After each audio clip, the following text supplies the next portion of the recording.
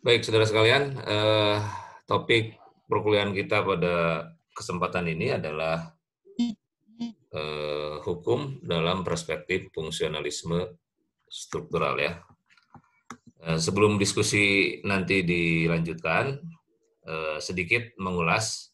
Jadi paper sekarang ini dan dua paper yang berikutnya atau satu paper yang berikutnya itu akan menjelaskan tentang salah satu dari antara beberapa teori sosiologi yang dimanfaatkan untuk menjelaskan tentang hukum secara empirik ya. Secara empirik. Salah satunya yang pertama adalah teori struktural fungsional. Ya, teori struktural fungsional. Jadi teori ini dijelaskan dulu, kemudian bagaimana menggunakan teori ini di dalam memahami hukum. Ya, di dalam memahami hukum. Setidaknya pertama di dalam memahami teori struktur fungsional, masyarakat harus dianalisis. Ini kan teori fungsionalisme itu tokoh-tokohnya banyak ya. Tokoh-tokohnya banyak. Banyak sekali tokoh-tokoh yang terkait dengan teori fungsionalisme struktural itu ada Talcott Parsons ya, kemudian juga ada Robert King Merton ya, kemudian juga kesananya ada August Comte ya. Nah itu beberapa teori fungsionalisme struktural. Intinya teori fungsionalisme struktural ini melihat atau memandang masyarakat itu sistem yang terdiri dari bagian-bagian yang saling berhubungan, itu satu. Yang kedua, hubungan itu terjadi sebab dan akibat. Ya. Kemudian sistem sosial dilihat berada dalam keseimbangan yang dinamis. Kemudian yang keempat, integrasi sempurna tidak akan pernah terwujud. Ya. Oleh karena itu, setiap sistem mengalami ketegangan dan penyimpangan, namun cenderung dinetralisir melalui institusionalisasi. Ya. Kemudian masyarakat terintegrasi melalui nilai-nilai. Nah, itu cara pandang teori fungsionalisme secara umum dari berbagai tokoh lah ya. Nah, sekarang penerapan teori fungsionalisme itu kalau digunakan untuk memahami hukum, hukum merupakan salah satu subsistem dalam sistem sosial yang luas. Sebagai salah satu subsistem dalam kesejahteraan sosial, hukum memiliki fungsi bagi sistem sosial secara keseluruhan. Kalau hukum tidak berfungsi, maka akan terjadi goncangan dan gangguan dalam sistem sosial itu. Salah satu fungsi dari hukum adalah mengendalikan ketertiban. Jika hukum tidak berfungsi mengatur ketertiban, maka di dalam sistem sosial akan terjadi kekacauan. Ya, dan kekacauan ini akan berimplikasi pada subsistem sosial yang lain, misalnya pendidikan, ekonomi, dan politik. Ya. Nah, kurang lebih gambarannya seperti itu untuk membahas tentang teori fungsionalisme. Baik, silahkan pemakalah. Siapa yang mau nge-share bahannya? Saudara siapa? Jimli, Pak. Jimli, saya Anda jadikan co-host ya untuk meng-share bahan yang akan Anda tampilkan. Silakan Saudara Jimli.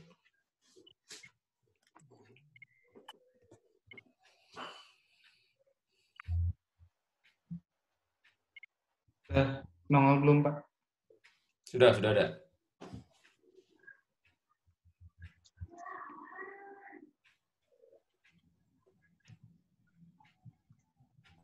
Kang Jimli langsung ke pengertiannya aja.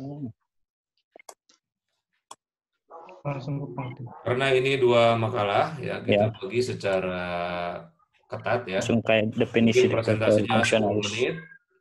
Ya, 10 menit pada kan PowerPoint ya. PowerPoint itu poin-poin powernya aja yang disampaikan. Ya. Kemudian yang kedua nanti sisanya diskusi 20 menit, jadi setengah jam lah untuk kelompok pertama. Silakan Saudara Jimli. Ya, Assalamualaikum warahmatullahi wabarakatuh. Waalaikumsalam warahmatullahi wabarakatuh. Perkenalkan, nama saya Muhammad Jimli Sidiki dan rekan saya Kang Muhammad Jafar Sidik akan mempresentasikan makalah yang berjudul Teori Fungsionalisme Struktural dan Penerapannya dalam Mempelajari Hukum. Langsung saja ke latar belakang. Struktur mendasari kapasitas organisasi dan kelompok untuk menghentikan perubahan. Struktur berkaitan dengan konsep hidden tentang lembaga dan atau kapasitas. Konsep teoritis berkaitan dengan struktur yang dikenal sebagai fungsionalisme struktural.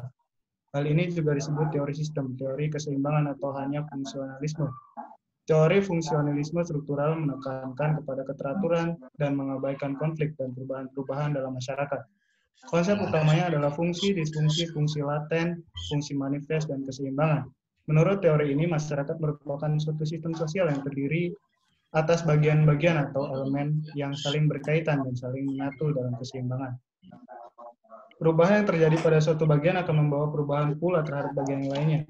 Asumsi dasarnya adalah bahwa setiap struktur dalam sistem sosial adalah fungsional terhadap yang lain. Sebaliknya, kalau tidak fungsional, maka struktur tersebut tidak akan ada atau akan hilang dengan sendirinya. Langsung saja ke rumusan masalah. Apa definisi atau pengertian teori fungsionalisme? Siapa tokoh-tokoh teori fungsional struktural? Apa tujuan singkat tentang teori fungsional struktural? Apa pengaruh teori ini dalam penerapannya dalam mempelajari hukum? Langsung saja definisi atau pengertian teori fungsionalisme struktural. Yang pertama, pengertian fungsionalisme struktural secara umum. Lanjut. Fungsionalisme struktural yaitu sebuah sudut pandang luas yang mencakup dan atau termasuk ke dalam sosiologi dan juga antropologi yang berupaya menafsirkan atau mengartikan masyarakat sebagai sebuah struktur sosial dengan bagian yang saling berhubungan. Fungsionalisme menafsirkan masyarakat secara keseluruhan dalam hal fungsi atau guna dari elemen-elemen konstituen, terutama norma, adat, dan institusi. Pengertian fungsionalisme struktural menurut para ahli. Menurut Emil Durkheim, teori struktural fungsional menurut Emil Durkheim adalah masyarakat sebagian tata indikasikan bahwa memiliki hidup harmonis. Fungsionalisme fokus pada struktur sosial yang levelnya makro dalam masyarakat. Hal ini juga ditegaskan bahwa masyarakat sebagai kenyataan objektif individu-individu yang merupakan anggota-anggotanya. Menurut Talcott Parons, teori struktural fungsional sebagai bagian keseimbangan dalam institusi sosial yang diakuinya akan eksis atau dikenal masyarakat apabila berhasil menjalankan tugas serta fungsinya dengan baik, tanpa memberikan perbedaan sedikit pun.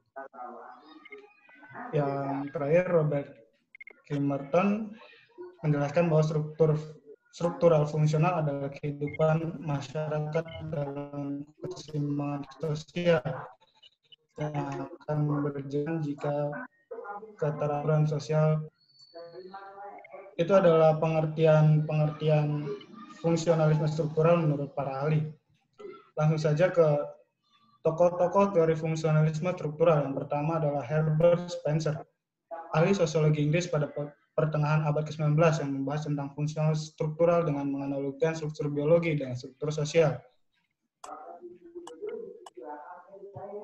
Yang kedua ada Emil Durkheim, tadi sudah dijelaskan, adalah seorang sosiolog Prancis. Durkheim melihat masyarakat modern sebagai keseluruhan organis yang memiliki realitas tersendiri, di mana setiap perangkat tersebut memiliki seperangkat kebutuhan atau fungsi-fungsi tertentu yang harus dipenuhi oleh bagian-bagian yang menjadi anggotanya, agar dalam keadaan normal tetap langgeng.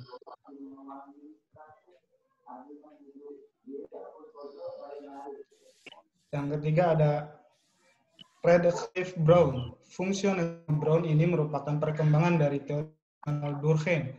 Fungsi dari setiap kegiatan selalu berulang, seperti penghukuman kejahatan atau upacara penguburan adalah merupakan bagian yang diberikannya dalam kehidupan sosial sebagai keseluruhan, dan karena itu merupakan sumbangan yang diberikan bagi pemeliharaan kelangsungan struktural.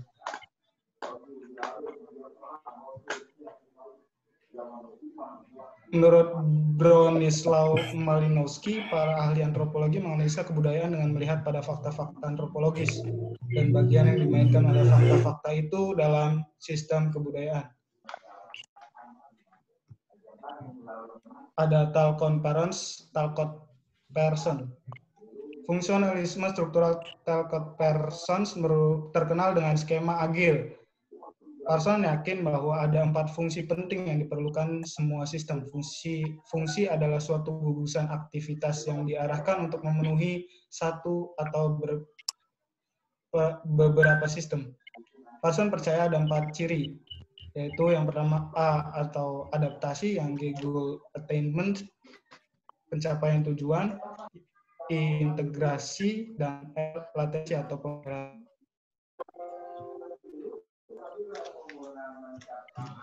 Yang terakhir ada Robert K. Merton. Robert K. Merton sebagai seorang yang mungkin dianggap lebih dari ahli teori lainnya telah mengembangkan pernyataan mendasar dan jelas tentang teori-teori fungsionalisme.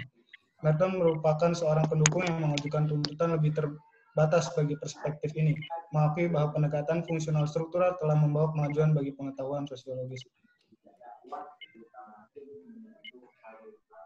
Selanjutnya akan dilanjutkan oleh rekan saya, Kang Yofat. Oke, Assalamualaikum warahmatullahi wabarakatuh. Mungkin di sini saya melanjutkan pemaparan dari Kang Jimli. Di sini tinjauan singkat tentang teori fungsional struktur. Pokok-pokok para ahli yang telah banyak merumuskan dan mendiskusikan hal ini telah menuangkan berbagai ide dan gagasan dalam mencapai paradigma tentang teori ini. Disebut saja oleh George Reiser dan Margaret Fallman, yang mana mengatakan apabila ditelusuri paradigma yang digunakan, maka teori ini dikembangkan dari paradigma fakta sosial. Tampilnya paradigma ini merupakan usaha sosiologi bagaimana cabang ilmu pengetahuan yang baru lahir agar mempunyai kedudukan sebagai cabang ilmu yang berdiri sendiri. Secara garis besar, fakta sosial yang menjadi pusat perhatian sosiologi terdiri dari 2 tipe, yaitu struktural sosial dan peranata sosial. Menurut teori fungsional struktur sosial dan peranata sosial tersebut berada dalam suatu sistem sosial yang berdiri atas bagian-bagian ataupun elemen-elemen yang berkaitan dan menyatu dalam keseimbangan. Dengan demikian dapat dikatakan bahwa teori ini fungsional struktur, menekankan kepada keteraturan dan mengabaikan konflik dan perubahan-perubahan dalam masyarakat. Asumsi dasarnya adalah bahwa setiap struktur dalam sistem sosial fungsional terhadap yang lain. Sebaliknya, kalau tidak fungsional, maka struktur itu tidak ada ataupun akan hilang dengan digerusnya zaman. Dalam proses lebih lanjut, teori ini pun kemudian berkembang sesuai dengan perkembangan pemikiran. Nah, mungkin tadi sudah dijelaskan tentang teori fungsional struktur. Nah, kaitannya dengan hukum, secara umum, hukum itu untuk mengatur tingkah laku manusia, menjaga ketertiban, keadilan, dan mencegah terjadinya kekacauan, dan secara umum pun tujuan hukum itu untuk kemaslahatan dan kebahagiaan manusia secara keseluruhan. Antara teori fungsional struktur dalam kajian sosiologi antropologi dengan hukum memiliki kesamaan tujuan.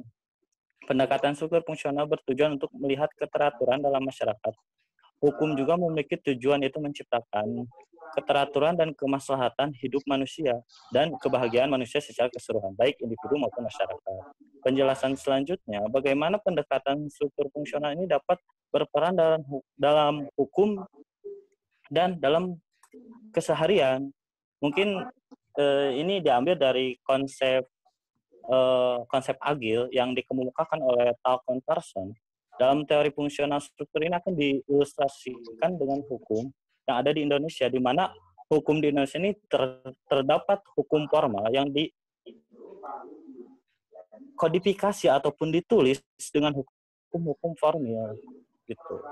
Dan ada hukum juga tidak tertulis, yaitu misalkan kayak hukum adat. Nah, konsep pertama yaitu adaptation. Adaptation ini sistem harus menyesuaikan diri dengan lingkungan dan menyesuaikan lingkungan itu dengan kebutuhan. Dalam hal ini, ketika ada produk hukum ataupun yang akan dimunculkan, di situ bagaimana adaptation ini, kata Talcott Parsons, dilihat dulu, dianalisa dulu masyarakatnya, lingkungannya seperti apa. Terus kalau kita membuat produk hukum, sesuai gak dengan keadaan sekarang, dinamika sekarang, gitu. Konsep kedua yaitu tentang goal attainment, yaitu sebuah sistem harus mendefinisikan dan mencapai tujuan utama. Nah, dari setelah dikaji masyarakatnya, nah goal targetnya apa nih produk hukum itu ketika misalkan para penguasa ataupun para pemimpin kebijakan hukum ketika mau menggolkan hukum, goal targetnya apa gitu. Itu goal assessment. Nah, yang ketiga yaitu tentang integration. Integration itu sebuah sistem yang harus mengatur antara hubungan bagian yang menjadi komponen, khususnya negara Indonesia mengatur berbagai sistem hukum, yaitu sistem hukum adat, sistem hukum Islam, sistem hukum Barat, ataupun hukum internasional. Ketiga hukum itu dimaksud berlaku di Indonesia sebelum. Namun dengan demikian, nah maksudnya dari interaction ini bagaimana mengintegrasikan dari ketiga, karena ketika kita mau melandingkan hukum ataupun aturan, kita harus lihat dulu hukum adatnya seperti apa, di hukum Islamnya seperti apa. Jadi satu sama lain saling terintegrasi. Maksudnya saling terintegrasi itu saling berhubungan gitu. Nah, mungkin yang keempat yaitu latensi, sebuah sistem yang harus mampu melengkapi, memelihara, dan memperbaiki dengan berlakunya tiga sistem yang ada di Indonesia, yaitu hukum adat, hukum Islam, dan hukum ex-barat ataupun hukum internasional.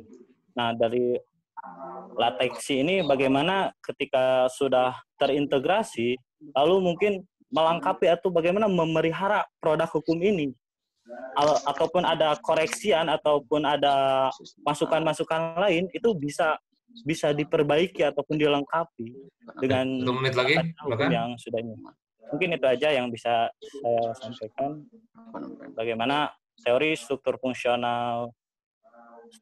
fungsionalisme ini diterapkan dalam kajian hukum. Mungkin itu aja, Pak. Ya, terima kasih kepada para pemakalah. Ya. Untuk selanjutnya, dalam waktu 20 menit, silakan yang bertanya, yang menanggapi, yang mengkritisi ya, terhadap makalah Saudara Muhammad Jimli dan Saudara tadi Ja'far ya. Ja'far, Pak. Ya, Muhammad Ja'far Siddiq.